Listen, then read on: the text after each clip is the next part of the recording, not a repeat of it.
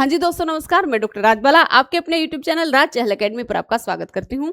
मित्रों, जैसा कि आप जानते हैं कि हमारी एचटेट पीजीटी हिंदी की कक्षाएं चल रही हैं और निरंतर हम आपके पाठ्यक्रम में शामिल जो भी रचनाएं हैं उन पर व्याख्यात्मक रूप से चर्चा कर रहे हैं। और मित्रों, ये कक्षाएं केवल पीजीटी हिंदी के लिए ही नहीं है, टीजीटी हिंदी के लिए भी ये रचनाएं हैं। मान लिया आपके पाठ्यक्रम में महादेवी वर्मा लगी हुई है, जो टीजीटी के विद्यार्थी हैं, तो महादेवी वर्मा की यदि आप ये वीडियो देख लेंगे तो महादेवी वर्मा से संबंधित कोई भी प्रश्न आपका इस वीडियो से बाहर नहीं जा सकता। ठीक है, तो आप ये मानकर मत चलिए कि ये कक्षाएं केवल पीजीटी के लिए हैं। चाहे नेट है, चाहे एचटेट है, चाहे आपका पीजीटी का है, चाहे टीजीटी का है, चाहे हिंदी साहित्य से संबंधित कोई भी परीक्षा है, महादेवी वर्मा से संबंधित कोई भी प्रश्न आता है तो इस वीडियो से बाहर नहीं जा सकता। और मैंने आपको कहा भी है कि आपके पाठ्यक्रम में जो रचनाकार लगे हुए हैं वो बहुत ही महत्वपूर्ण है आपके लिए, क्योंकि संपूर्ण जो आधुनिक काल है उसको आप नहीं पढ़ सकते हैं। आप केवल और केवल आपके रचनाकारों को ही बेहतर तरीके से तैयार कर लेंगे तो आपका कोई भी प्रश्न वहां से बाहर नहीं जाएगा। उसी के इर्द गिर्द आपका पूरा का पूरा जो प्रश्न पत्र है वो बनेगा। ठीक है, तो महादेवी वर्मा पर हम व्याख्यात्मक रूप से चर्चा कर रहे हैं और महादेवी वर्मा की जीवनी से संबंधित आज जो हमारा है वो तीसरा दिन है। ठीक है, तो हम यहाँ तक जो है वो बात कर चुके हैं। देखिए, सप्तपर्णा पर हम चर्चा कर रहे थे। सप्तपर्णा देखिए क्या है। सप्तपर्णा महादेवी वर्मा की कोई स्वतंत्र पुस्तिका नहीं है। सप्तपर्णा में इन्होंने क्या किया हुआ है कि जैसे कि ऋग्वेद है, रामायण है, थेर गाथा है, अश्वघोष, कालिदास, भवभूति, जयदेव, यानी कि जो संस्कृत के रचनाकार है उनके कृतियों से तारतम्य स्थापित करके 39 चयनित महत्वपूर्ण अंशों का काव्य अनुवाद किया गया है। किसमें? सप्तपर्णा में। ठीक है, और इनका अंतिम काव्य संग्रह कौन सा है? अग्निरेखा है, जो इनकी मृत्यु के पश्चात जो है वो प्रकाशित हुआ था। कब प्रकाशित हुआ था? 1990 में प्रकाशित हुआ था। इस बात को आप ध्यान करेंगे, क्योंकि प्रश्न पूछा जा सकता है कि महादेवी वर्मा के मरने के पश्चात उनकी कौन सी रचना प्रकाशित हुई थी। तो कौन सी रचना प्रकाशित हुई थी? अग्निरेखा। कब प्रकाशित हुई थी? 1990 में। ठीक है, आगे देखिए, अब इनकी गद्य रचनाओं पर बात करते हैं। ठीक है, महादेवी वर्मा ने कोई कहानी नहीं लिखी, महादेवी वर्मा ने कोई उपन्यास नहीं लिखा, महादेवी वर्मा ने या तो निबंध लिखे हैं या फिर उनके संस्मरणात्मक रेखा चित्र जो है वो अधिक मिलते हैं। ठीक है, तो इन्होंने निबंध संग्रह कौन कौन से लिखे हैं? देखिए, श्रृंखला की कड़ियां बहुत ही ज्यादा महत्वपूर्ण है और महादेवी वर्मा ने इसमें क्या किया है? महिलाओं से संबंधित जो समस्याएं हैं उन सभी समस्याओं को उग्र रूप से विरोधी स्वर के साथ जो है वो महादेवी वर्मा ने इसमें उठाया है। ठीक है, तो श्रृंखला की कड़ियां 1942 ईस्वी में, किसी ट्रिक के माध्यम से आप इसे याद कर लीजिएगा, विवेचनात्मक गद्य, क्षणदा, संकल्पिता, संभाषण और भारतीय संस्कृति के स्वर। देखिए, संभाषण क्या है? ये महादेवी वर्मा ने जो विभिन्न मंचों पर जो भाषण दिए उन भाषणों का संकलन किया गया है। किसके नाम से? संभाषण के नाम से। और फिर इसको प्रकाशित कब करवाया गया पुस्तकबद्ध रूप में? 1975 ईस्वी में। ठीक है, इसी तरह से भारतीय संस्कृति के स्वर 1984 ईस्वी में प्रकाशित हुआ है, संकल्पिता 1968, क्षणदा 1956 और विवेचनात्मक गद्य 1942। ठीक है, आप ध्यान करेंगे। श्रृंखला की कड़ियां 1942। श्रृंखला की कड़ियां में समस्या मूलक जो है वो निबंधों का संग्रह है। इस निबंध संग्रह में भारतीय नारी की विषम परिस्थितियों की धुंधली रेखाओं को स्पष्ट करने का प्रयास किया गया है। नारी विमर्श, नारी मुक्ति, नारी सशक्तिकरण के संबंध में महादेवी वर्मा ने इसमें अपने उग्र विचार प्रस्तुत किए हैं। यानी कि कल जो मैंने आपको रामविलास शर्मा की एक परिभाषा यहाँ पर पढ़ाई थी, उसमें ये लिखा हुआ था कि महादेवी वर्मा में विरोधी स्वर भी मिलता है। ठीक है, तो वो विरोधी स्वर इनका कहाँ देखने को मिलता है? इस श्रृंखला की कड़ियां जो इनका निबंध संग्रह है उसमें देखने को मिलता है। नारी विमर्श से संबंधित इनका ग्रंथ है। देखिए, महादेवी वर्मा को रेखा चित्र लिखने में और रेखा चित्रों में भी संस्मरणात्मक रेखा चित्र लिखने में बहुत ही महारत हासिल थी। और महादेवी वर्मा का मुकाबला जो है वो इस क्षेत्र में आज तक कोई नहीं कर पाया है। ठीक है, बहुत अच्छे संस्मरण लिखे हैं इन्होंने। अतीत के चलचित्र एक संस्मरण है इनका, संस्मरणात्मक रेखा चित्र एक संग्रह है। ठीक है, इस जो कब प्रकाशित हुआ था 1941 ईस्वी में। ठीक है, इस संस्मरणात्मक रेखा चित्र में क्या है, रामा, भाभी, बिंदा, घीसा, इस तरह से साबिया, बिट्टो, तो इस तरह से क्या है 11 चरित्रों से परिचय वो करवाती हैं। और ये 11 चरित्र कौन है, ऐसे लोग हैं जो महादेवी वर्मा को उसके जीवन में प्रभावित करते हैं। ठीक है, जैसे घीसा है। घीसा क्या है, एक जो है वो छात्र है जिसको कभी क्योंकि महादेवी वर्मा जो है वो गरीब जो बच्चे थे उनको पढ़ाने के लिए किसी गांव में जाया करती थी, और उसमें क्या था, एक घीसा नाम का बच्चा भी था। ठीक है, महादेवी वर्मा ये देखती हैं कि एक दिन वो घीसा जो है वो तरबूज लेकर के आ रहा है उसके लिए। जैसे ही वो नाव से उतरती हैं तो आधा कटा हुआ तरबूज जो है वो घीसा उसको देता है। तो महादेवी वर्मा कहती हैं कि तेरे पास इतने पैसे कहाँ से आए कि तूने ये तरबूज खरीद लिया।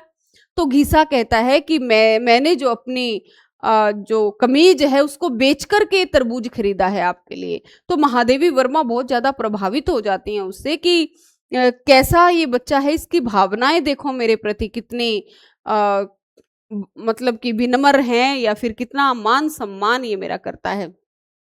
ठीक है, इसी तरह से साबिया है, बिट्टो है, तो भाभी है, बिंदा है, रामा है। जैसे रामा क्या है, रामा एक ऐसा बच्चा था जो मतलब गरीबी से बहुत ज्यादा तंग था।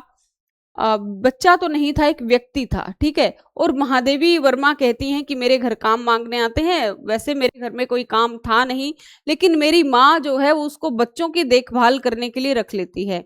और वो बताती है कि एक बार मेले में मुझे रामा ले गए और मेरी उंगली उनसे छूट गई। पूरा मेले में वो पूरे मेले में बदहवास वो घूमते रहे। और वो कहती है कि मैं एक मिठाई वाले की दुकान पर खड़ी होकर के मिठाई का आनंद ले रही थी। तो इस तरह की बातें करती हैं। ठीक है, तो ये सारी बातें हैं।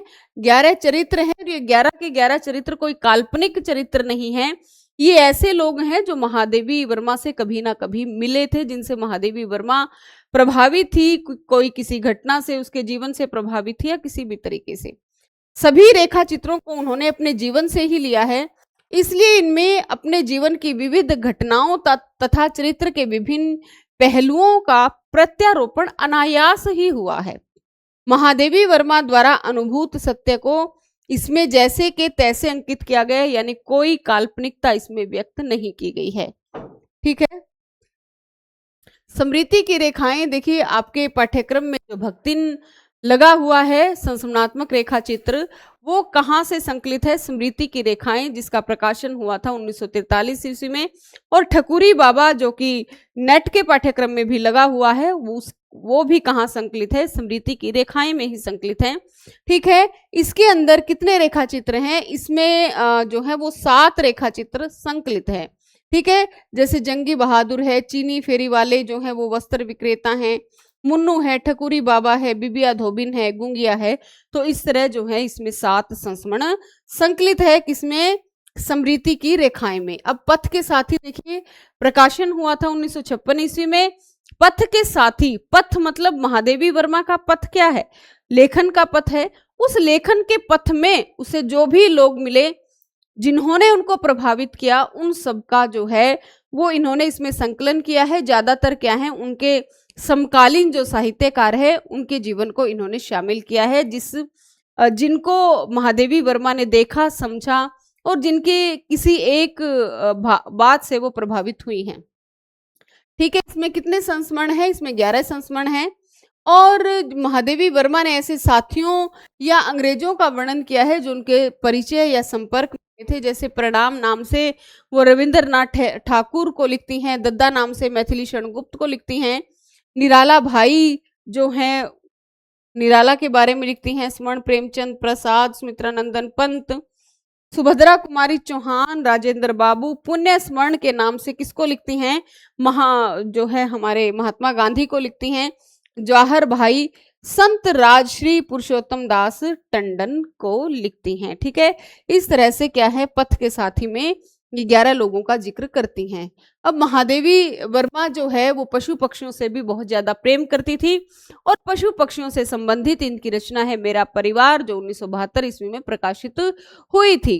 ठीक है, इसमें पशु पक्षियों के प्रति मतलब ऐसा वर्णन महादेवी वर्मा ने इसमें किया हुआ है कि पशु पक्षियों के लिए भी कोई ऐसा लिख सकता है? एक बार तो हम ये सोचने पर मजबूर हो जाते हैं कि कैसे वो पशुओं की एक गिलहरी तक की संवेदना को समझ रही हैं। कौन? महादेवी वर्मा, गिल्लू के नाम से लिख रही हैं।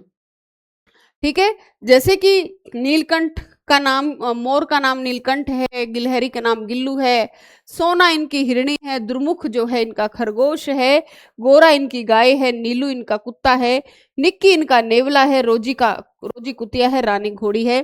ठीक है, इस तरह से जो है वो, और ये नहीं है कि कुछ भी, मतलब ये सारे के सारे जो पक्षी हैं, पशु हैं, ये महादेवी वर्मा ने अपने घर में पाले हुए थे और अपने घर के सदस्यों जैसा व्यवहार महादेवी वर्मा इनसे करती थी। और इन मतलब कुछ भी अगर इनको हो जाता था तो वो बहुत ज्यादा परेशान भी हो जाती थी। ठीक है, भाषण संग्रह है इनका, संभाषण हमने देख ही लिया है।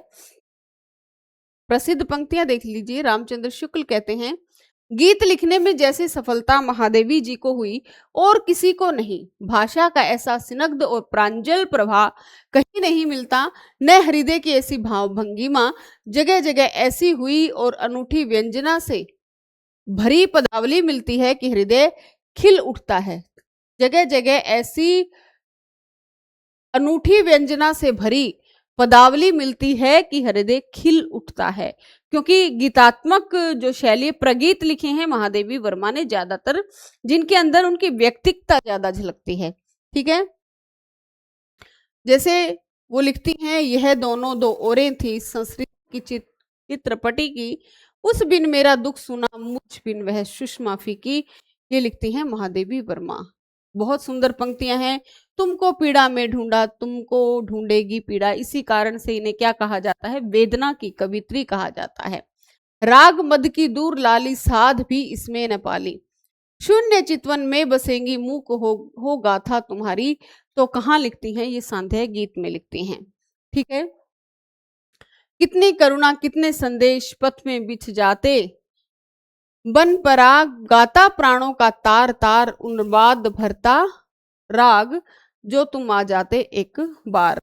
तुम असीम तेरा प्रकाश थिर, खेलेंगे नव खेल निरंतर, तम के अणु अणु में विद्युत सा अमित चित्र अंकित करता चल, सरल सरल मेरे दीपक जल, मधुर मधुर मेरे दीपक जल। ठीक है, तो इस तरह से कौन लिखती हैं? महादेवी वर्मा। तो ये महादेवी वर्मा से संबंधित हमारा जो व्याख्यान था। ठीक है, उम्मीद है कि आपको हर कक्षा जो है वो पसंद आ रही होगी, क्योंकि यहाँ से बाहर कोई भी प्रश्न आपका नहीं जा सकता। तो मेरा अनुरोध है कि ज़्यादा से ज़्यादा ये कक्षाएं जो हैं आप लोग शेयर किया कीजिए और चैनल को लाइक, शेयर और सब्सक्राइब भी ज़रूर कीजिए।